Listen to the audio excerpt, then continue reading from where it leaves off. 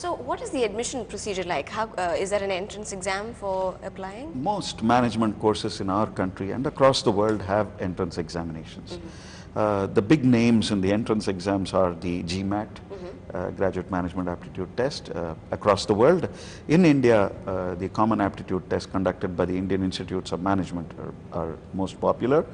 Very recently, the IIT system has also come into management education in a big way.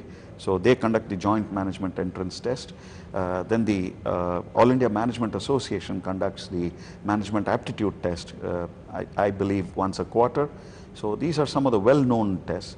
There are other well-known institutions in India which conduct their own entrance examinations. For example, XLRI Jamshedpur conducts its own examination called XAT. FMS Delhi conducts its own examination, and so on.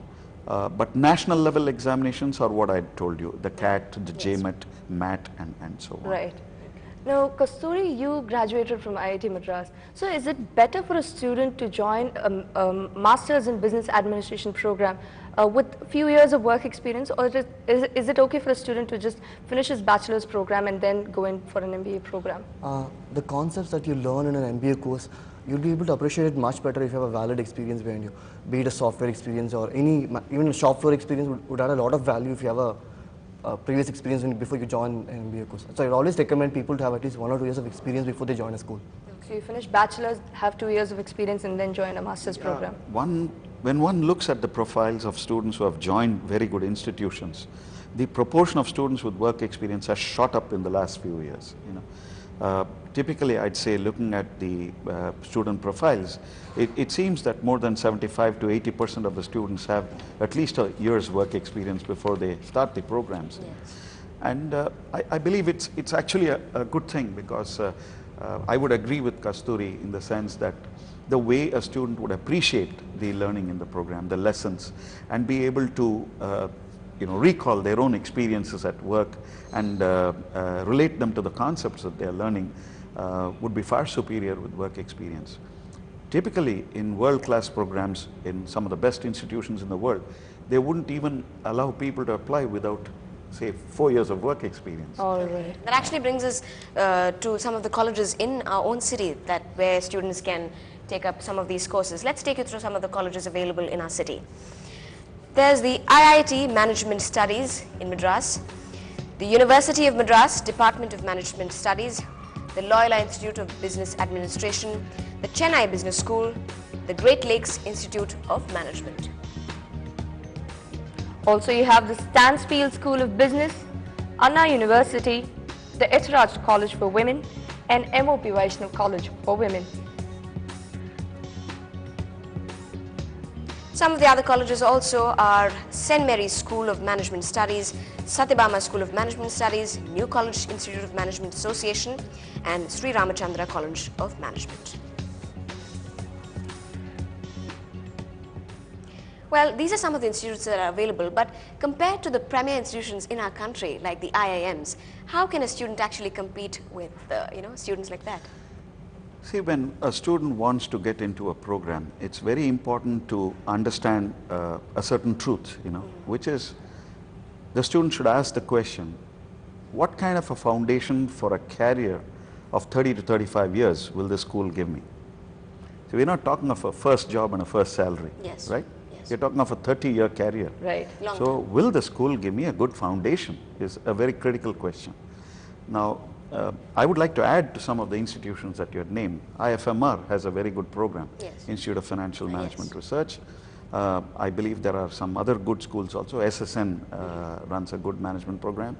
SRM University runs a good management program.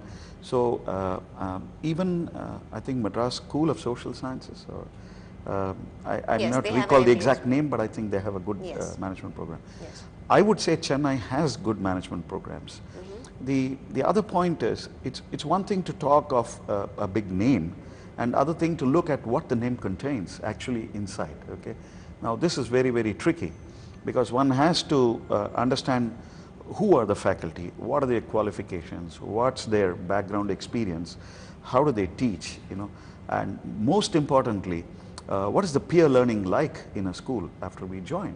So it's one thing to learn in class, another thing to learn from peers.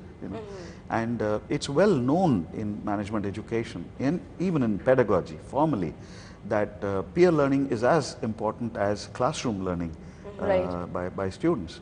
So one has to look at all these aspects. So how would one choose an institution? Do you suggest that he would do a recce of sorts Well, of the college? obviously the first thing to look at is where does the student figure in the rank order? Yes. Because that's going to determine largely the kind of institutions that the student could have access to. The second thing, among those institutions, this kind of background study has to be done. What is the institution?